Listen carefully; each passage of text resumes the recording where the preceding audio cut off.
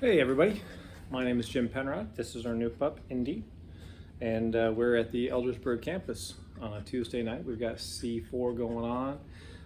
The worship team just finished their practice and taking care of a little bit of work here at night. But I wanted to talk to you about what I thought about Reed's message and what really struck me.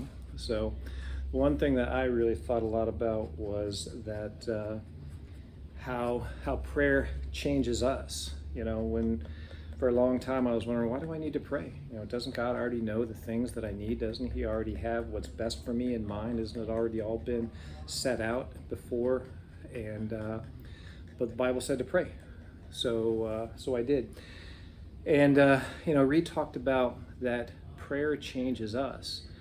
And I think that there are other reasons to pray, but as I was really thinking, I thought about how prayer, when I begin to pray and I think about what God has done, it changes my attitude towards God. It changes my attitude about my own life because I'm much more grateful for the things in my life, and I'm much more grateful for what God has done for me and has done for the community.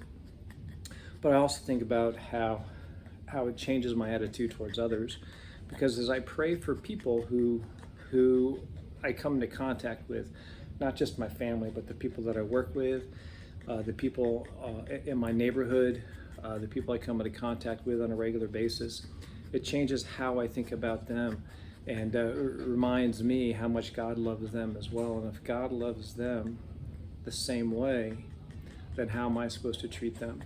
And it just makes me much more of an example of who Christ has called me to be, and it's really has a positive effect on a lot of different relationships that I have, and I'm really grateful for that, because it has changed how I see other people, and especially if you can tell people in an honest way, in a heartfelt way, that you've been praying for them. It also changes them and lets them know how much you really care for them.